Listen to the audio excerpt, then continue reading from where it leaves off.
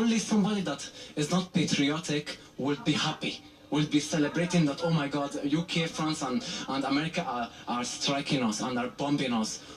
It's a lie, but CNN, we both know CNN are liars, and they have been proven, exposed a long time ago for being liars and for doing fake news and all that stuff. I think the question on everybody's mind is, one, how is Syria going to respond to this? What is their next move?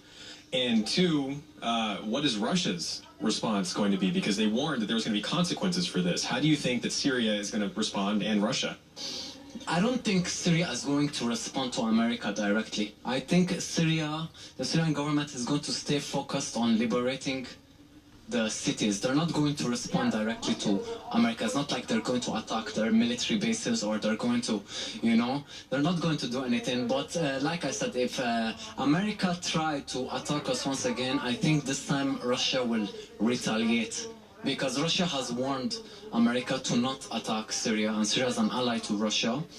It's the same thing. Like now, if any country wants to attack Israel, won't America defend Israel? It's the same thing with Russia. If any country attacks Syria, Russia is going to defend, because they're both allies, they're both friends. Russia is thinking of the issue as in a very realistic way, because terrorism, bro, doesn't have any borders. Terrorism doesn't have any borders. Look at Europe for an example.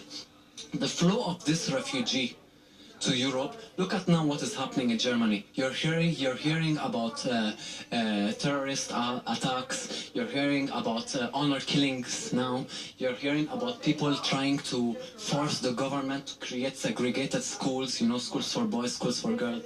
You're seeing a lot of Islamic extremist people trying to force Sharia law on their people. So Russia knows this. Russia knows if they don't defeat these extremists in Syria, the extremist terrorism is going to reach out to the rest of the world. Because like I said, terrorism doesn't have borders. That's why Russia is helping Syria in fighting Islamic terrorists. It's not because they love Bashar al-Assad's blue eyes, It's because they know if ISIS didn't get defeated in Syria, they're going to expand. They're going to go to Turkey, they're going to go to Europe, they might go to Russia. So this is their interest. Their interest is the security of their area. Do you think that the West, or whoever we want to hold responsible for this, do you think that they are going to ever let President Assad just be president? Do you think this conflict will ever be over while he is still president? Or is the ultimate goal really to get him out of power? I think their ultimate goal is to bring him down. I fear that they will not stop. I thought under Trump's administration they would stop, but it looks like maybe they would not.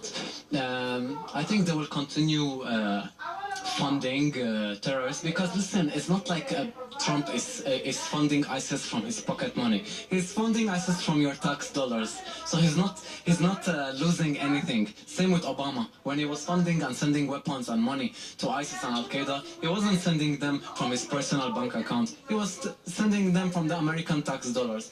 So they have nothing to lose. And it's not only America that is funding ISIS. Saudi Arabia is playing a huge role. Turkey, UK, France, Qatar.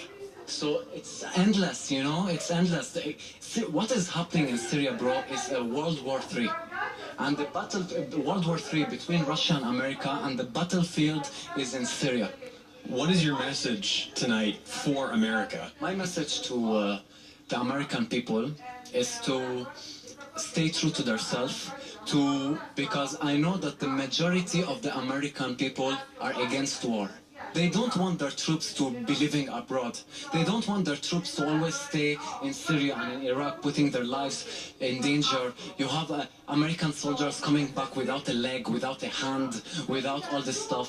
So I think the American people should wake up and pressure their government, or not pressure, but at least show them that we are against war. We are against us striking Syria. What happened to America first? I know that now America is having a problem with the Mexican border. I have the best solution for you guys. Bring back the American troops that are in Syria and put them in the Mexican-American border. That way, they will keep the border safe from all the the mafias and the drug dealers and the smuggling of drugs and stuff like that. That way, they will keep their border safe, and at the same time, they will be close to their families. They will be in their country. No, do you think any soldier is happy that he's living in Syria now, or is living in Afghanistan or Iraq? All the American soldiers want to go back to their country. They have done enough, and the American government should consider that stuff. They should bring back their troops to America. Look, the Middle East, let the Syrian government take care of the problem in Syria. You know, America, throughout these 8 years, has been proven that America has not helped Syria. America was in Syria before Russia was in Syria. When America was in Syria in the Obama days, ISIS was expanding. This is a fact, you can check it out. As soon as the Russian intervention started, ISIS started shrinking. And I'll tell you the difference between the Russian intervention and the American intervention. The Russian intervention, there was invited personally from the Syrian government. The Syrian government asked Russia to intervene and help out in Syria. But the Syrian government didn't ask America to intervene in Syria, and the American government just forced herself inside Syria. So there is a difference. So I think my message to the American people is for them to wake up, to do their research, to not trust the mainstream media. I mean, just think of it this way. The Democratic Party has been against every single thing Trump has ever stood for. But now suddenly, when Trump was wanted to strike and enter another war, suddenly you see the Democrats applauding. Suddenly you see the mainstream media talking about President Trump being presidential. There's something fishy going on. I think they're trying to trap him so that in the next election, you remember Trump attacked Obama for being a warmonger, for being somebody that supports war, and now they trapped him. Now in the next presidential election, they're going to use this against him. They're going to tell him that you were criticizing Hillary Clinton and you were criticizing Obama for attacking America and intervening in the Middle East, and you did the same exact thing. You know, he should wake up and he should be aware of the people around him, because not everybody around him is his friend.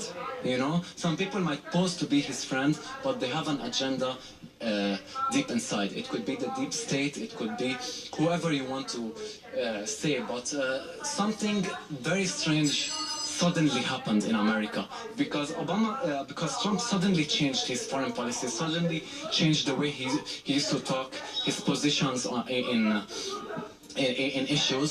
So it's obvious that somebody's brainwashing him, somebody's playing with his mind, and the mainstream media is not helping in telling the American people the truth. So I advise the American people to follow independent journalists that are in Syria, like for an example Vanessa Bailey. She's doing a great job. Like yourself, you're doing a great job. I really appreciate you coming to Syria so you can see what is happening face to face, not take your information from CNN or from BBC or from the white helmets, which are liars. You know, you're seeing it for yourself. So that's what I advise my